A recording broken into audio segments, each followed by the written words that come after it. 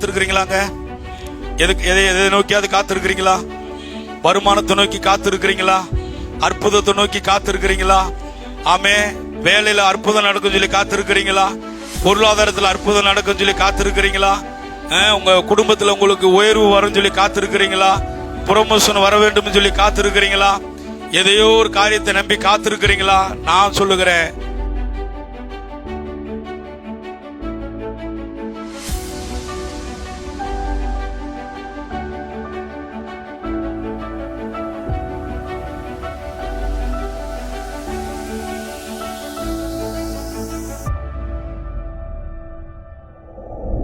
சங்கீத புஸ்தகம் 37ஆம் சங்கீதம் 34 வாசிங்க. நீ கர்த்தருக்கு காத்திருந்து அவர் வழியை என்ன பண்ணு? யாருக்கு காத்திருந்து? மீண்டும் மீண்டும் அர்த்தம் சொல்ற பாருங்க. நீ கர்த்தருக்கு காத்திருந்து அவர் வழியை கைக்கொள். யார் வழியை கை கொள்ளணும்? கர்த்தருக்கு காத்திருந்து ஏன் வழியை கை கொள்ளக்கூடாது? சில நேரம் நம்ம புத்தியை தான் நம்ம என்ன பண்றோம்? கையாளுகிறோம். நம்ம யோசனை தான் நம்ம என்ன பண்ணுகிறோம்? சில நேரங்களை நிறைவேற்றுகிறோம். ஆனா பொறுமையா காத்திருந்து கர்த்தர் சொல்லுவதை கேட்டு கர்த்தர் என்ன சொல்லுகிறாரோ அதை கை கொள்ளுகிறோமா நம்ம? அப்ப பொறுமை தான் ரொம்ப முக்கியங்க. ரொம்ப பொறுமையா காத்திருக்கணும். காரியத்துல கடவுள் நம்ம வாழ்க்கையில செய்ய நினைத்தது ஆயிரங்கள். தெரியுங்களா உங்களுக்கு? ஆயிரமான நன்மைகளை நம்ம வாழ்க்கையில செய்ய கர்த்தர் திட்டமிட்டு இருக்கிறாரு. திட்டமிட்டு இருக்கிறாரு. எப்ப திட்டமிட்டாருன்னு கேட்டீங்கன்னா, தாயின் கருவிலே உங்களை கண்டுபிடிச்சப்பே திட்டமிட்டாரு. இப்ப திட்டமிட்டுக்கிட்டே இருக்கிறார். என்னென்னலாம் செய்யணும், எப்பெல்லாம் கொடுக்கணும், இவனுக்கு எப்பெல்லாம் இவனை உயர்த்தணும், எப்பெல்லாம் தேவையில சந்திக்கணும், எப்பெல்லாம் இவனை மேன்மைப்படுத்தணும் சொல்லி திட்டமிட்டுக்கிட்டே இருக்கிறார் பாருங்க. அவர் ஒவ்வொரு நிமிடமும் நம்ம குறித்து அவர் திட்டமிட்டுக்கிட்டே இருக்கிறார் பாருங்க. ஆனா நம்ம தான் காத்திருந்து எதையும் என்ன பண்ண முடியல, பெற்றுக்கொள்ள முடியல. நீ கர்த்தருக்கு காத்திருந்து அவர் வழியை என்ன பண்ணு? கைக்கொள். இந்த அப்பொழுதுங்கிறது ரொம்ப முக்கியம். அப்ப காத்திருந்து அவர் வழியை கை கொள்ளுகிற பொழுதுதான் அப்பொழுது நீ பூமியை சுதந்தரிப்பதற்கு அவர் உன்னை என்ன பண்ணுவாரு?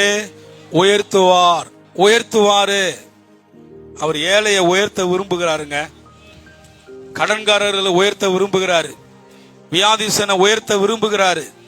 பாமர மக்களை உயர்த்த விரும்புகிறாரு.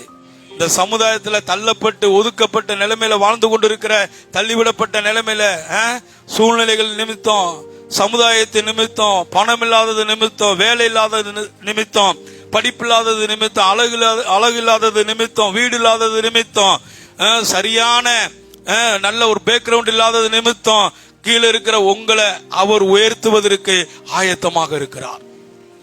உயர்த்துவதற்கு அவர் காத்து கொண்டு இருக்கிறார். இப்படிப்பட்ட மக்களை உயர்த்துவதற்கு தான் சிலுவை அவர் எடுத்தார் பாருங்க. ஆமே. அப்ப இந்த பூமியை சுதந்திரிப்பதற்கு நான் என்ன பண்ணணும்? அவர் வழியை கை கொள்ளணும். நான் பிரயாசப்படக்கூடாது. நான் அவர் வழியை கை கொண்டாலே போதும், காத்திருந்தாலே போதும். இந்த பூமியை சுதந்திரிப்பதற்கான வழிகளை கர்த்தர் எனக்கு திறந்து விடுவார் பாருங்க. ஆமே. ஆமே. சில நேரங்களில் அற்புதங்களை நம்ம எதிர்பார்க்கணும். நம்ம காத்திருக்கிற பொழுது சில நேரம் தேவன் வாழ்க்கையில் அற்புதம் செய்ய மாட்டாரான்னு சொல்லி எதிர்பார்க்கணும். சில நேரங்களில் பிறகு வானத்தை பார்த்து தான் நம்ம வாழணும். சொல்லுவாங்கல்ல, சில விவசாய பூமியை பார்த்து சொல்லுவாங்க. என்ன சொல்லுவாங்க? வானம் பார்த்த மழை பெஞ்சாதான் அங்க என்ன பண்ண முடியும்? பயிர் செய்ய முடியும். அப்ப அந்த பூமி வானத்தை பார்க்குது. ஏன்னா தன்னுடைய கனிகளை கொடுப்பதற்கு, தன்னுடைய பயிர்களை முளைப்பிப்பதற்கு அது எதை எதிர்பார்க்கிறது?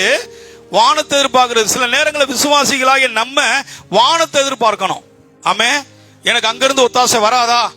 அங்கிருந்து கடவுள் எனக்கு ஒத்தாசை அனுப்ப மாட்டாரா? அங்கிருந்து தம்முடைய பண்டக சாலையிலிருந்து எனக்கு உதவிகளை பண்ண மாட்டாரா?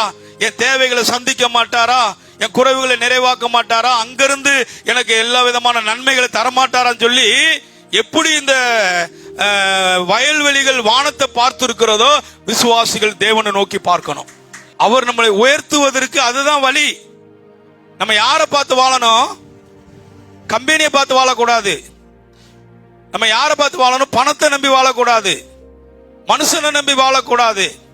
நம்முடைய வாழ்க்கையை யாரை நம்பி இருக்கணும்? கர்த்தரை நம்பி இருக்கணும். நம்முடைய கைகளெல்லாம் அவரை உயர்த்திருக்கணும். ஆமே. பாருங்க, காத்திருக்கிறவர்கள் தான் இதெல்லாம் நம்ப முடியும். ஒரு அற்புதம் செய்ய மாட்டாரான்னு சொல்லி காத்திருக்கணும். நிச்சயமா சொல்லுகிறேன், காத்திருக்கிறவர்களுக்கு தேவன் அற்புதங்களை செய்வார். காத்திருக்கிறீங்களாங்க? எதை நோக்கியாவது காத்திருக்கிறீங்களா? வருமானத்தை நோக்கி காத்திருக்கிறீங்களா? அற்புதத்தை நோக்கி காத்திருக்கிறீங்களா? ஆமே. வேலையில அற்புதம் நடக்கும் சொல்லி காத்திருக்கிறீங்களா? பொருளாதாரத்தில் அற்புதம் நடக்கும் சொல்லி காத்திருக்கிறீங்களா? உங்க குடும்பத்தில் உங்களுக்கு உயர்வு வரும் சொல்லி காத்திருக்கிறீங்களா? ப்ரொமோஷன் வர வேண்டும் சொல்லி காத்திருக்கிறீங்களா? எதையோ ஒரு காரியத்தை நம்பி காத்திருக்கிறீங்களா?